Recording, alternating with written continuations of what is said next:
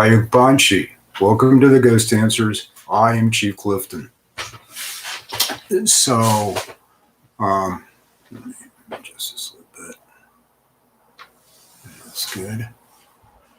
So this is a continuation of what I was talking about yesterday with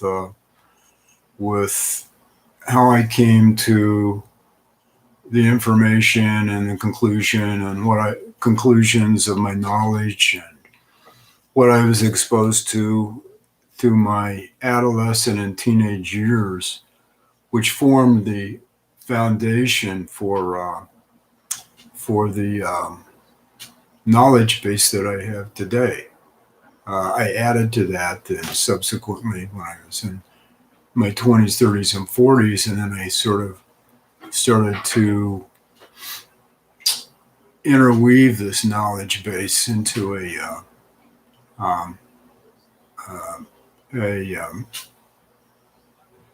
gestalt or a worldview that I think is correct and has meaning for what's happening today. So, okay, anyway, Yokmikia, that means anyway in Choctaw, Yokmikia, anyway. So continuing on, so I think I talked about how I was not raised as a Judeo-Christian. In my early years, I was homeschooled, but I really didn't have a strong Judeo-Christian learning or background. So when I started into the university, USC, at 16, 17 years old, there was this annex to the university in 1968 called Hebrew Union University. And so I started taking classes in Hebrew and Koine Greek in order to be able to read the original text in the original language. Koine Greek was for the New Testament and the Septuagint, and then the Hebrew text was for the Tanakh or the Torah, which was, and then in Greek, there was a Greek text of the Torah, the first 5 books of the Old Testament, called the Pentateuch. So I had a greater facility in, for some reason, with Hebrew than I did with the Greek. However, I did study the Koine Greek, and I'll address that first because that had to do with specifically with Christianity. So anyway, the first thing I did after I studied the Koine Greek is I got the Christian text, the oldest one I could find that was written in Greek.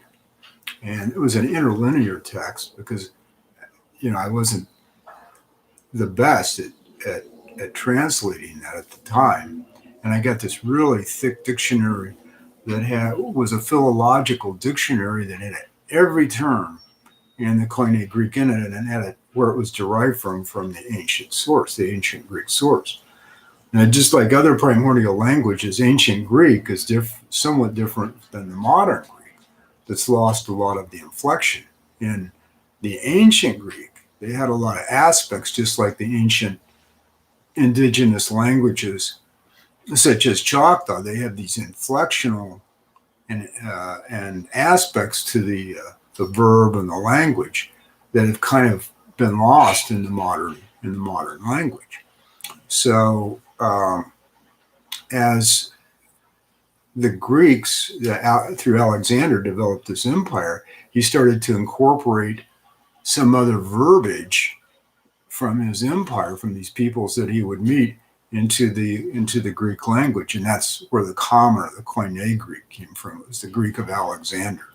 That was the Greek that both the Septuagint and the New Testament were written in, and these letters from Paul, it's Pauline epistles, which I'll talk about in a minute. But the first thing I did was I read the Gospels, which are the first three Gospels are called the Synoptic Gospels: Mark, Matthew, and Luke. And then this fourth gospel is the Gospel of John. It's more of a kind of a Gnostic gospel.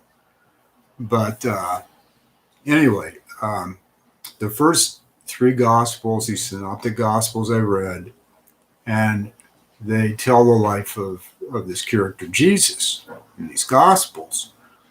And again, okay, I'm not judgmental. I'm not intolerant, whatever you want to believe, but this is what my experience was and where my perspective is. So I'm just telling you what my perspective is, and anyone who has information about this, if they think this is I'm incorrect or inappropriate, yeah, I welcome conversation on this. But in any case, I read these three gospels, and after reading them, it was readily apparent to me that the Jesus character that is portrayed in these gospels was not a historical character. He was a mythic character, a metaphorical or mythic character. Couldn't be historical. I'll tell you why that is. In the Gospel of Matthew, that's the first gospel, it starts out by telling about Jesus's birth. And Jesus's birth, it says, was in the time of Herod the Great. And Herod the Great, there's a story about he killed all the children to prevent. He saw the star in the east, and he thought someone was going to usurp his kingly power, his imperial power. And so Herod the Great sent this message out to kill all the children under 2 years of age. And so Jesus, they had to flee into Egypt and what have you. So that was it. So he was born in the time of Herod the Great, according to the Gospel of Matthew. Now, according to the Gospel of Luke, there was a census, a tax census, and Jesus's family had to go and be counted in this tax census. Both of these events, Herod the Great and the tax census, which was a census of a Roman tax census of the procurator at that time was a man named Quirinius. It was the census of Quirinius. These are well-known historical events. Herod the Great, according to Josephus, died in the year of this visible eclipse, which had to be on or before 4 BC. So Herod the Great was dead after 4 BC.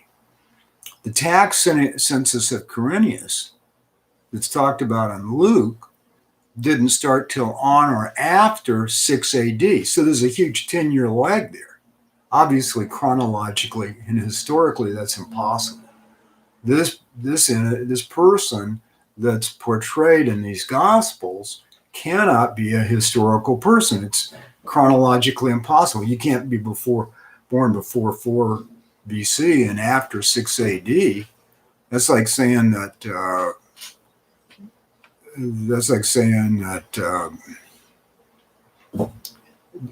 Donald Trump or some political figure, some religious figure, he's not a good example.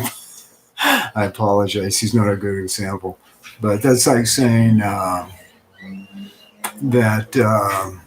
some political figure was born either before World War II or during the Vietnam War.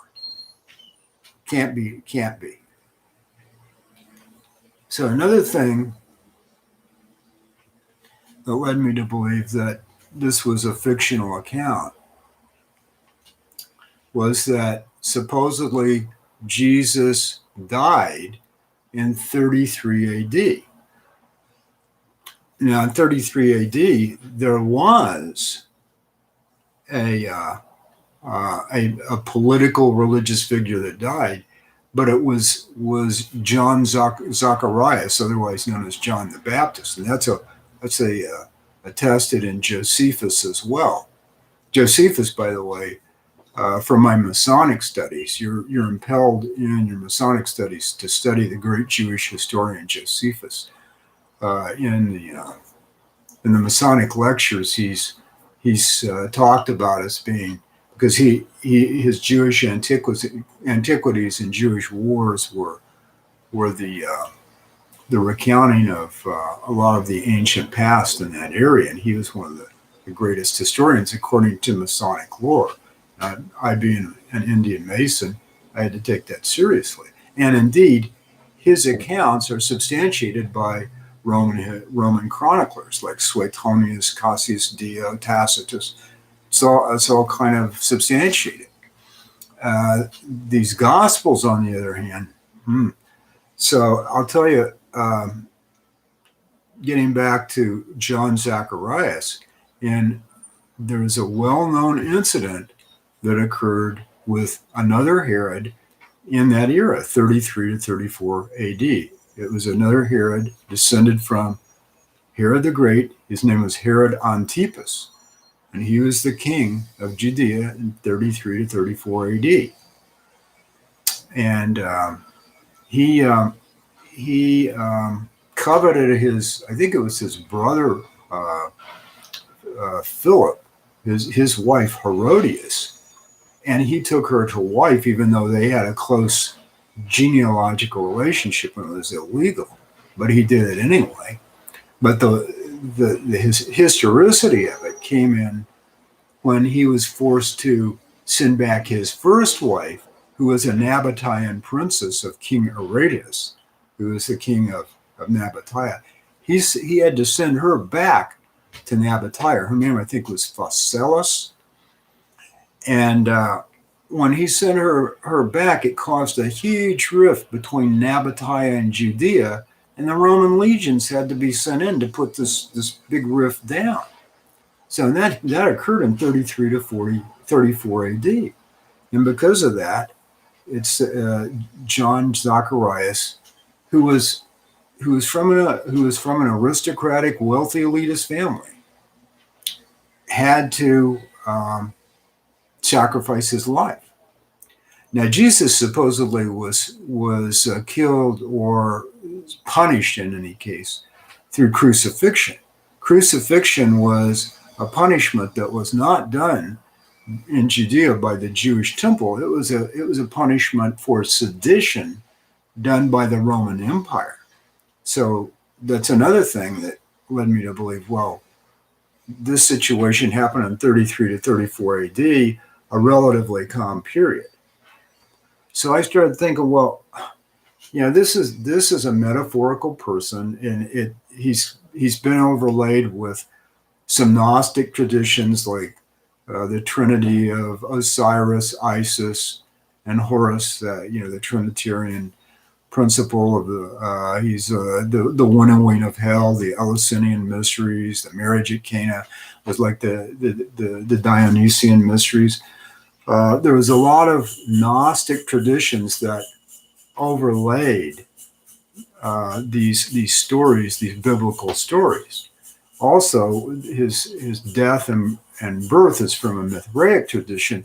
It's the death and birth of the sun at the winter solstice, and the sun rises again into the northern hemisphere on the third day on December 25th. So that's obviously a metaphor of the death and rebirth of the sun in the northern hemisphere during the winter solstice period. So all these things added together, as I started analyzing it, I thought, well, this is a mythic person, the way he's portrayed here in these Gospels. But there are also other things in the Gospels that led me to believe that he was probably based upon a historical personage, but he might have been somewhat different than the way he's been portrayed in the Gospels. And there was a reason for that, because the Gospels were cobbled together by Constantine at the Nicene Council in 325 AD. And there were people in the Middle East at that time, like Arius, that objected to the way that they were being composed and cobbled together.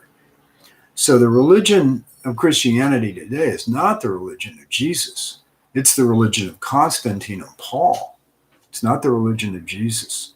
As a matter of fact, Paul, who half half the New Testament is composed of these writings of his, these epistles, was actually an enemy of Jesus's family. He was initially said to, admits that he, in Acts, that he was up there trying to destroy the temple of Jesus in Galilee. Then later, he became an adversary, a bitter adversary of Jesus's brother James, who was the head of the temple in Jerusalem, the Christian temple in Jerusalem. So I thought, well, why would he hypothesize this adversarial situation unless there really was some credibility to the historicity of Jesus? So there had to be a historical figure, but he's not like he's portrayed by Christianity in the biblical text. So I started to look into this further, and I did a lot of meditation on it in my peyote ceremonies, my sacramental ceremonies, and I came to the conclusion that there was an actual biblical family, and they were fighting not in 33 AD, but the people that were fighting, like the Sicarii and the Lestai and all these were terms that were used about the revolutionaries in the Jewish War of 66 to 70 AD. That's the other tome that Josephus writes about. So he was one of the leaders, if not the principal leader, of this revolution against Rome in 66 to 70 AD. While Paul was actually a sycophant. He was a shill for the Romans. He was this Pharisaic. The Pharisees and Sadducees were kind of shills for the Romans. Whereas this Essene tradition that came out of Qumran were revolutionaries, and they were fighting for indigenous people's rights, which sort of hit a common chord with me, because being an indigenous person fighting for our religious freedom and our religious rights, I could kind of see a compatibility with what the historical Jesus was trying to do and the historical John Zacharias was trying to do. So where did I'll talk more about the historical Jesus later, what I found out and discovered by looking into documents like looking into the Roman Chronicles, looking into the Talmud, looking into ancillary documents from Moses of Kyrene and Johannes Draxonakurtzi, who are the chroniclers of Armenia, who are just in the Syrian and Armenian borderlands, just northeast of Judea. So these things, all these different historians that were alive at that time, around that time, gave indications of who the historical Jesus was, who his family was. And it was like he came from an aristocratic, well-positioned, wealthy family. Obviously, he wouldn't have had all this access to all these people and these courts and these Romans and these Roman courts and what have you. In 62 AD, it said that he was the high priest of the temple. There was a Jesus of Gamala was the high priest of the temple. And then who was Mary Magdalene? So Mary Magdalene had a historical presence too. Who was Paul? Who was John Zacharias? Who was John the Baptist? How does he figure into this picture? How does he figure into the teacher of righteousness in the Essenes? Who was John the Baptist's father? John Zacharias or Zacchaeus? Who was his father? Who was Jesus' father? That's another thing. In the Gospels, they say Jesus was born from a virgin birth and God was his father. And then they start and give you these long lists, lineages of men who he descended from. And by the way, the two lists that they give don't conform with each other. But they go forth to prove that he had this aristocratic background. That's what they imply more than anything else. So, okay, that's kind of an introduction to my feeling about where I'm going with this. Jesus was a fighter for number one. He was a very spiritual man, but he was a fighter for indigenous people's rights in the spirit of the land of Judea and the Middle East against this Roman imperialism that's trying to repress the people of that land, the indigenous people and the indigenous beliefs of that land.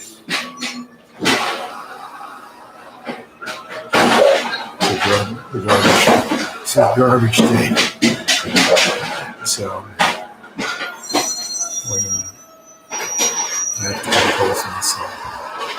So,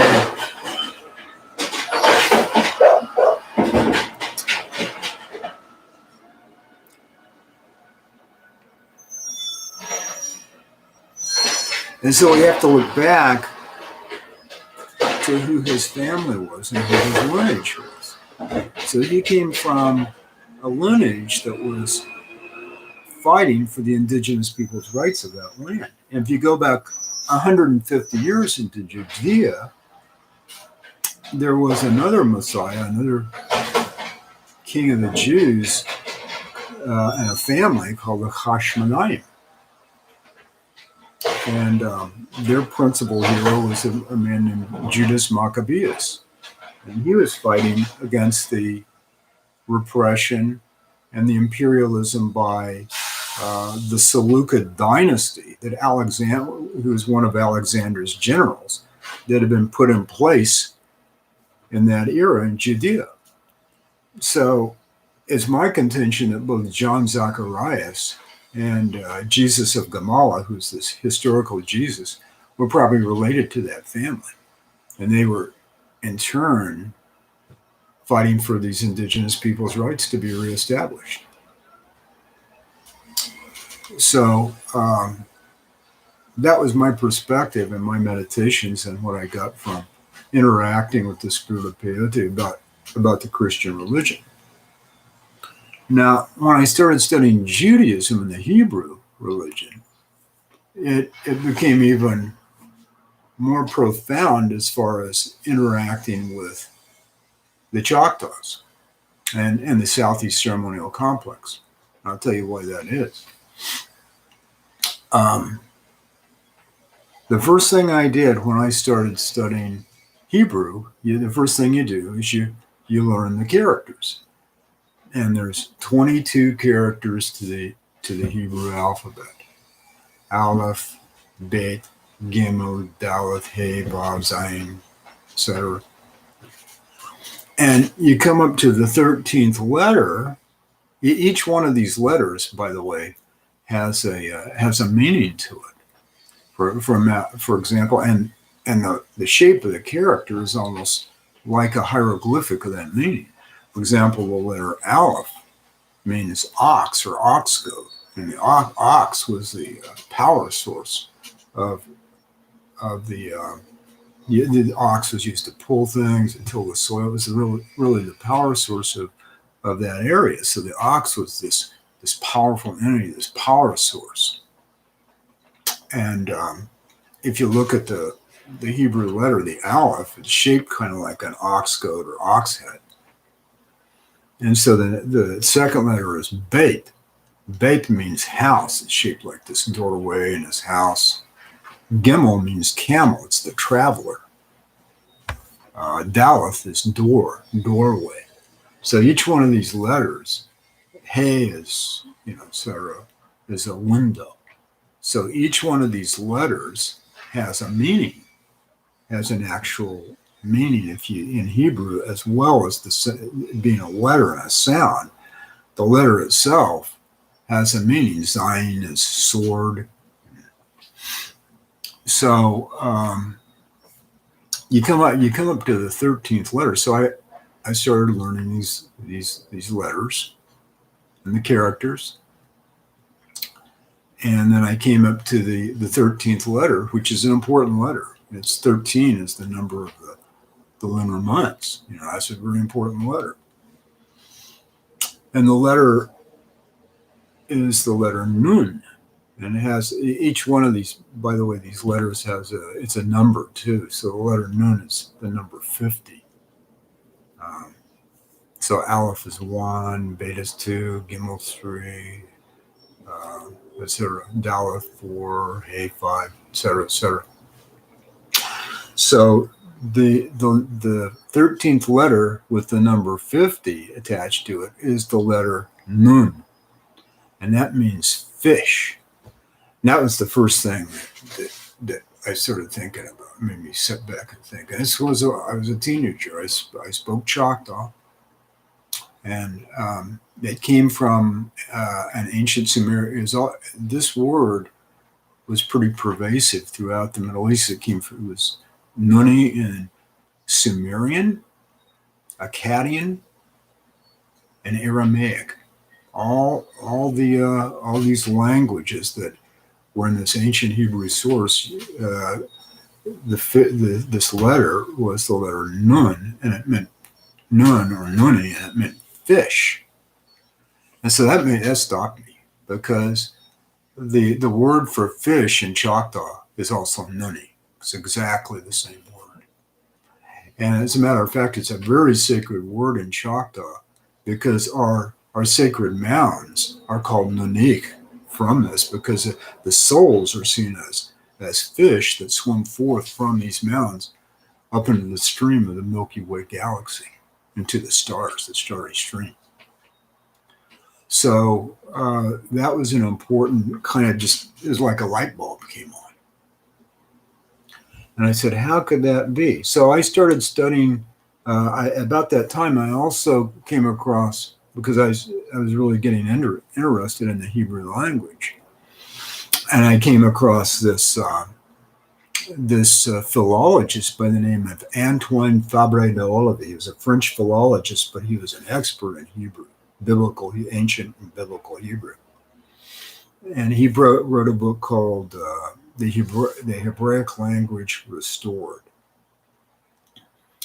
And in this book, he hypothesizes that the ancient language of Lower Egypt or Northern Egypt was originally Hebrew, and this accords with what the ancient Egyptian historian Manetho said about the Hebraic people, that they were actually originally this Lower Egyptian people, this ancient people that helped build the pyramids.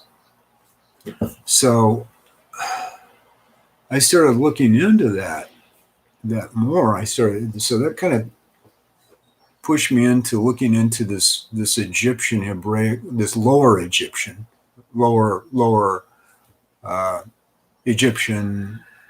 down towards the delta area of Egypt Hebraic connection. And I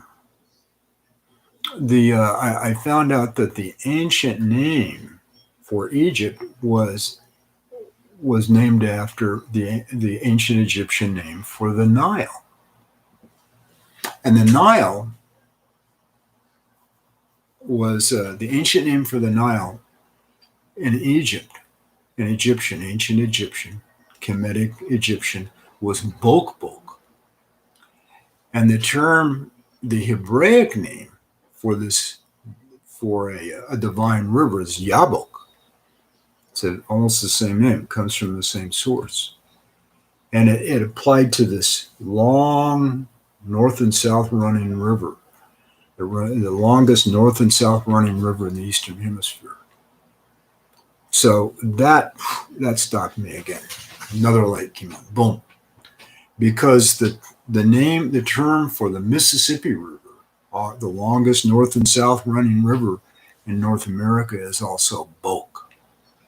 And rivers that it's a lot of times the tributaries we use in Choctaw frequently as a generic term. They'll use the term for river as Bok, or a stream will be Bokushi, little river. It's a tributary that leads into the Mississippi.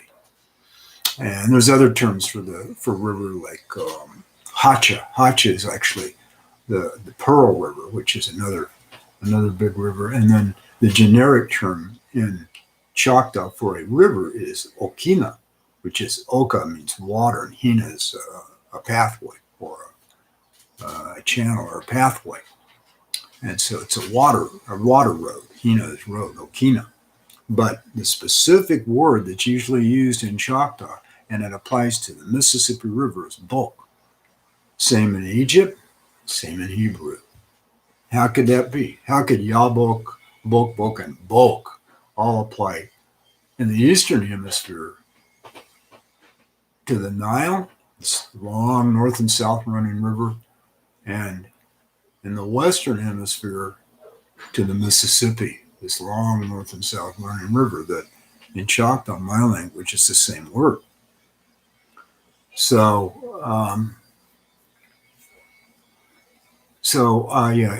and I started making analogies to see if these analogies held true. And in Choctaw, the Mississippi River represents a reification of the Milky Way galaxy on the Earth. And we build mound centers, like pyramid-like mound centers, to represent these starry constellations along that Mississippi River in ancient times, in order to reify that energy onto the Earth, using the Mississippi as a channel up into the Milky Way. And that's why we built our mound centers along the Mississippi River in the Mississippi Valley. And lo and behold, I found the same thing with the ancient Egyptians and the Hebrews. They built these pyramid centers, these great structures that represented starry elements in the sky. The pyramids have been said to represent Orion's belt adjacent to the Milky Way galaxy, to reify that energy onto the Earth. So how could that be true if these two people weren't connected? They either had to be connected in some primordial way through the mind and the spirit, or they had to be connected physically in the ancient past. Both people came from an ancient red race, an ancient red race of sea people that survived this great flood 13,000 years ago. Why that was? Well, that's open to speculation. We'll talk about that too. But there was an ancient red race. And this flood is talked about, it's called the Noachian deluge. Noah and his ark. It's talked about in the biblical Old Testament sources. And in the Choctaw, it's talked about in the legend of Oklatabasik. So it's a little different about this flood, but it's so similar, it has to be talking about the same thing. So I started seeing these interconnections just all the way through between the ancient Egyptians, the ancient Hebrews, and the Choctaws.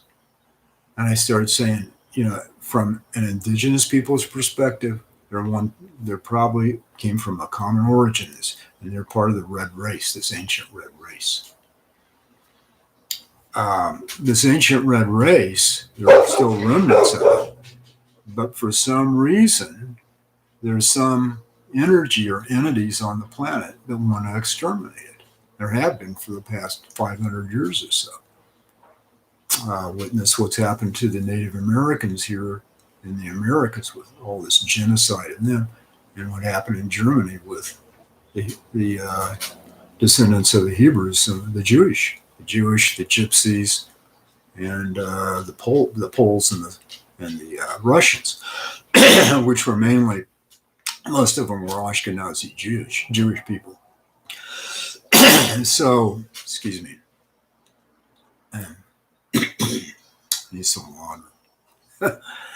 So anyway, I'm going to wind this up for today, and this is just a basic introduction to some of the things that I found out as I studied Hebrew, as I interacted and integrated it with the Choctaw culture and the Old Testament Hebrew. And I'm going to get into that a lot more because it has great implications for what's going on the planet now, and how the red race has been repressed, because in I don't want to get into this right now because that's going to take me off on a whole different tier, but I'll just give a real quick introduction. There are considered to be 4 root races: a black, white, red, and yellow race among Native American traditionalists. And they come from these 4 different continents. The European continent is the white race. The black race is Africa. The yellow race is Asia, and the red race are the Americas. So each one of these continents and each one of these peoples and the beings that apply, the animal nations, because they apply to this too, and the plant nations, they have a watcher over them. The watcher of the east, the south, and the west. But in Masonic lore, the watcher of the north is missing. And that's why there's a chair that they sit in the north of the Masonic temple, and it's never tenanted. Nobody ever sits in that chair when lodge is open. So you don't sit in that chair because the watcher of the north is missing. Who is the watcher of the north? He's the watcher of the thunder beings and the red race. And he's missing for some reason. So this is a vision that's come to me by looking at the spirit, by interacting with the spirit of peyote and getting teachings from the spirit of peyote. So this is what I believe. This is my perspective, but we'll get into that a lot more. So this is a very deep story here to tell. And I thought I should tell this story about the Native American Church of the Ghost Dancers, about the Ghost Dancers, and what I've garnered from my interaction with my ancestors when I go into the world of the spirit world, or the ghost world, and when I go into some of these other hyperdimensional experiences I've had in order to garner knowledge. That's what a religious leader is supposed to do. As from my perspective, he's supposed to go into these separate realities and bring back this information that has implications on what's going on the planet now. So this may or may not have any interest to people. A lot of people are kind of set in their own ideology and belief system, but this is what I've reinvested in our church tradition based upon the visions I've had in the Native American Church of the Ghost Dancers. So I'm going to wind this up today, and Yakoke, I thank you for watching. Ilo hitibapishima. We are all brothers and sisters. And until next time, please feel free to contact us and give us your impressions about, because I don't know everything and my perspective may be incorrect in some ways. Give us your impressions about what is said, what has been said here, and what my beliefs and my perspectives are. Thank you.